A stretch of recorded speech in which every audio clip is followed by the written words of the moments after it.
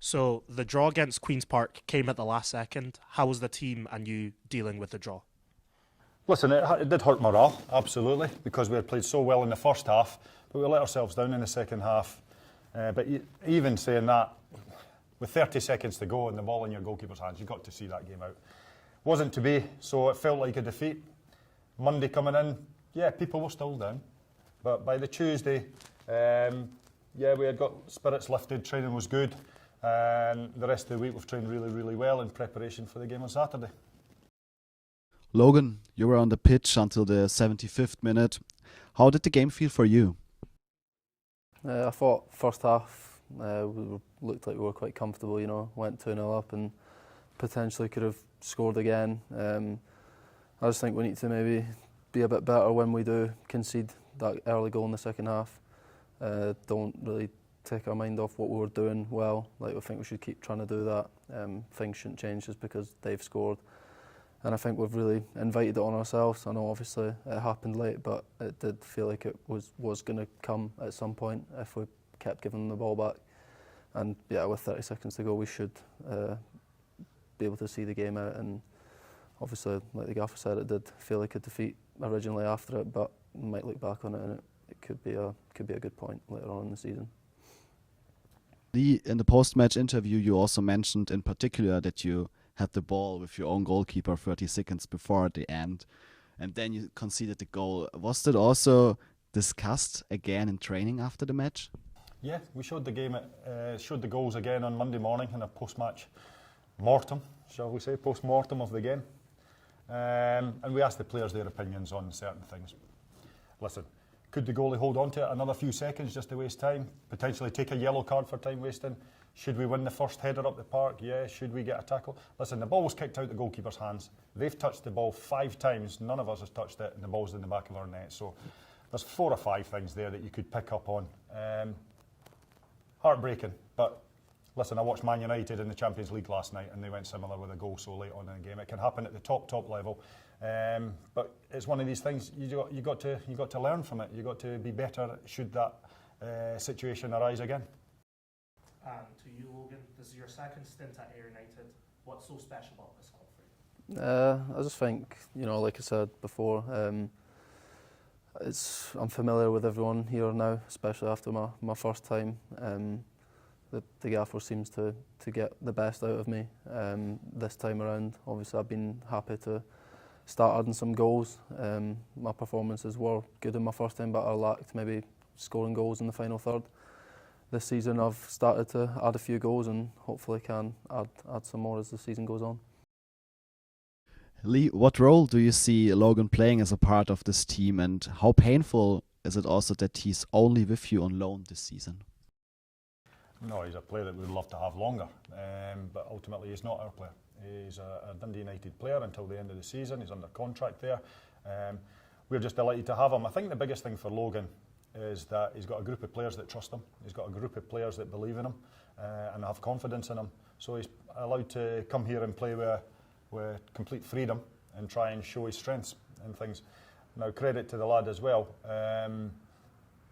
Every player has their own areas that they need to work on and everything like that. So defensively, if we were to ask Logan, he probably wouldn't say that's his strength. It's attacking wise. He wants to get at players, but he's worked so hard on his defensive side of the game as well. So he's very much not just a fancy Dan player. He's very much a team player, and that's been brilliant for us as well. We get the benefits of both sides of his game. And as he says, he's adding goals to his game and assists to his game this season, which has been vital for us. Back to you, Logan. Like Lee said, you've been adding goals and assists. Actually, 9 games, 4 goals and 3 assists this season. Already an improvement compared to last season. So how important are your personal stats for you? Yeah, very. Obviously, when I first came, again, I didn't score my first few games, and then obviously I got a lift with the 2 goals and assists against Queen's Park away. It was obviously nice to score at Hampden and stuff as well. But I was saying the other day, I've still not actually scored at home, so it's a real aim of mine to hopefully sooner rather than later score at home. I mean, I've only done it once, and that was playing for an opposition team. But it's something I do look at a lot. As a winger forward, it's really what you get judged on. I was coming away frustrated last time because I knew in my head I I was playing well, but if people look from the out, I wasn't scoring or assisting, so it's vital for me. Lee, in the first half, in the last game, your team showed a really strong performance and a weaker second half. What needs to be improved for the game against Inverness? The big difference for me in the second half on Saturday was that whenever we'd been under pressure and then we got the ball back, the first half we made a pass and we were simple, we kept it simple, we looked brave on the ball to get it. In the second half, we looked as if we were just trying to protect a 2-goal lead. So when we did get the ball back, it seemed to go longer, a lot longer, and we were just basically giving the ball back to Queen's Park, which allowed them to continue another wave of attacks. So that was a big disappointment for me. We never put enough pressure on their goal in the second half. And when you lose the early goal, like Logan says, their confidence lifts. Our crowd gets a little bit more nervous because our home form's not been particularly great. And yeah, they got a real lift from it, and we were hanging on a little bit in the second half, but you should still see the game out. We've got to be better than that. And that comes down to, as I say, making more passes with the ball. Logan, a special game for you this weekend. You're up against your former club Inverness. What does the game mean to you? I just always look at, like, right now I'm playing for Ayr, so my main job, if I'm on the pitch, is to do what we have to do to win for Ayr.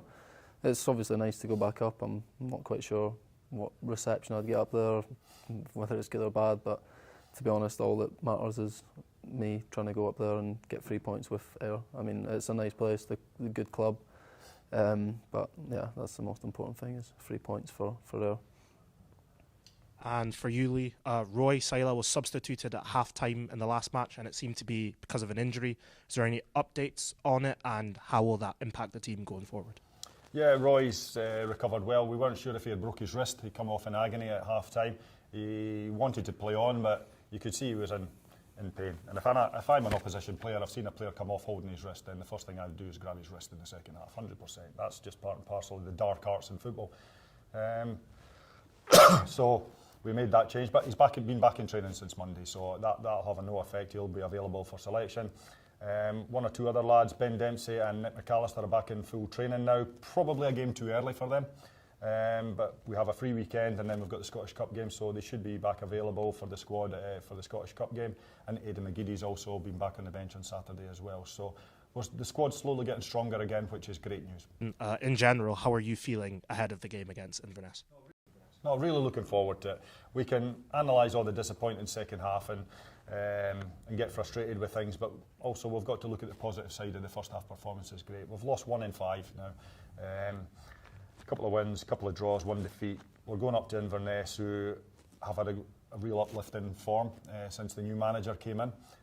They seem a lot more confident in the way they're going about things. So we realise it's a really, really tough game. Up until a couple of years ago, it was not a happy hunting ground for us, but we've actually had 1 or 2 really positive results up there. But we have complete and total respect for the opposition that we're going up against and the manager that's come in and put his stamp on the club so quickly. So we're aware it's going to be a tough game, but we're also aware that we're a good side, as we proved in the first half and have proved in certain games this season as well. So we're capable of taking 3 points, but we're also capable of being in for a really, really tough game against a really good opposition. Logan, a final question to you. Did you celebrate Bonfire Night, and if so, with whom? I didn't actually, to be honest. No fireworks? Nah, fireworks, it doesn't really do it for me. I think it's, I don't know. It's a good occasion, but it's not for me. It's too cold outside. Thank you so much. No, Thank you. Cheers.